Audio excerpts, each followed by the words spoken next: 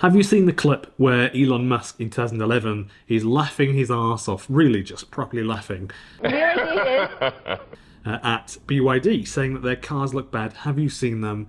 They need to focus on their own market before the global market first. I'll show you that clip in a minute because it is relevant to the story. I'm fairly sure he's not laughing anymore based on the fact that Tesla sold 1/3 the amount of cars BYD sold last year in 2024.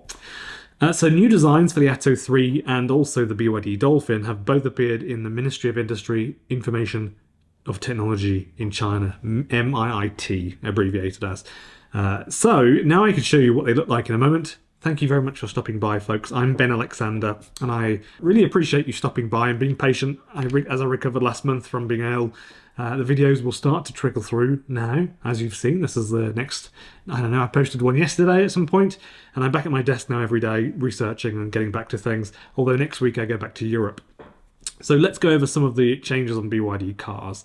I think some of these changes are interesting, such as they've got new bumpers, both of the cars, new front, new back bumpers, and there's also a new camera on the front bumper of the Atto3 just above the number plate. Likely that's for the ADAS system, the driving assistance system on the car, because they obviously just partnered with DJI in China.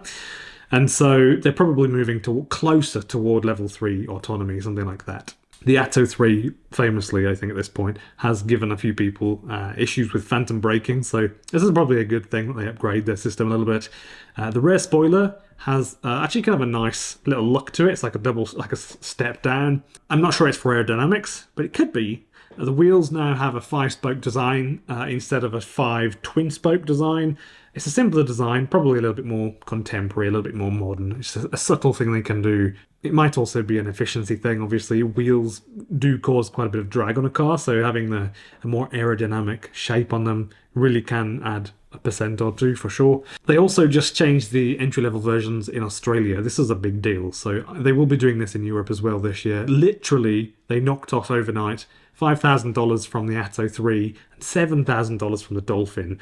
And that they basically took off some of the features that I don't think people will mind losing, such as the electric mirrors that, you know, they've been a bit of a controversial one. I did a poll the other day, actually. I'll show you that on the screen now.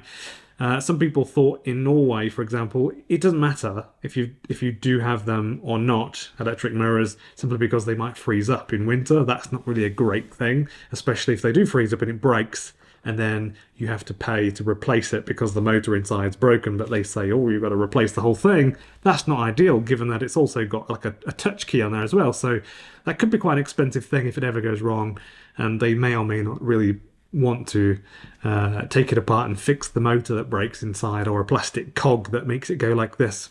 They actually just might not do that. So that's a very valid point, you know.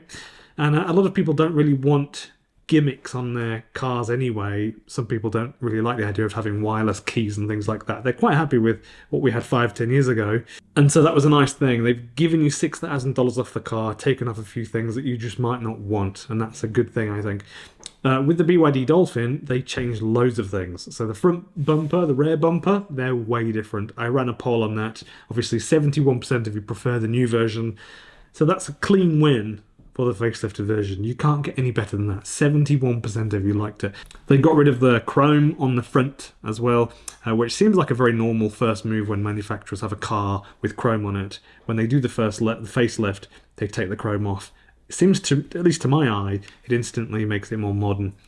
I'm obviously a massive fan of them stripping back as well the entry-level Dolphin, just to make it so that, you know, people with a bit less money can get in and get an EV for the first time.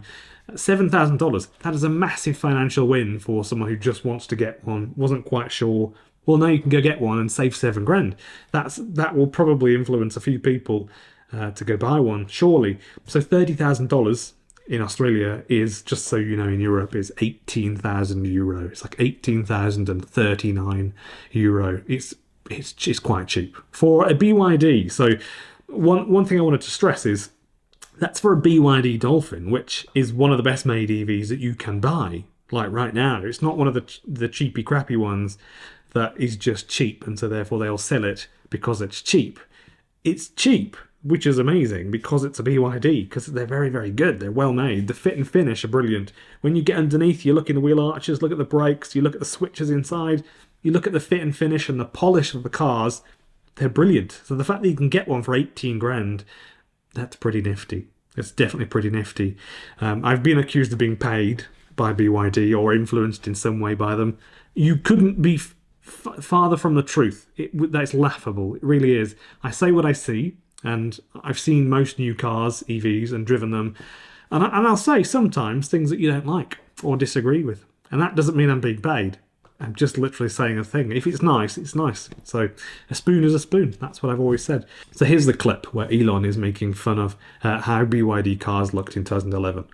Although there's competitors now ramping up, and as you're familiar with BYD, which is also on the West Coast, I think they're ramping up production of their electric vehicles. Warren Buffett owns 10% stake in that. Why do you laugh? BYD is trying to compete. Why do you laugh? Have you seen their car? I have seen their cars, yes. In fact, at the Berkshire Hathaway meeting, I saw their cars. Yeah. Well, they are on a different, tell me why you're laughing. You don't see them at all as a competitor? No. Why is that? I mean, they offer a lower price point. I don't think they have a great product. He was saying they should try to focus on their own market first and try and sell some cars in China before they look elsewhere. Now look at their success. They're doing amazing. 3 times as many cars sold than Tesla last year. The one comment I do get quite a lot is, do BYD cars rust coat their cars? Yes, they do electro galvanize their cars with zinc, so that helps resist corrosion. That's exactly the same thing that Honda and Toyota do on all of their cars, just to clear that up. A few comments before I go. I have a Patreon for those of you that want to join on Patreon, and also you can join on YouTube memberships. That's really, really simple, only a minute to do that. And it's very, very cheap. There are some good perks, live streams and things like that. I'll also be doing a monthly live stream on the channel on the 1st of every month. Make sure you subscribe as well, and then you'll see my polls, which I like to do a lot of polls because they're really revealing to see what people think.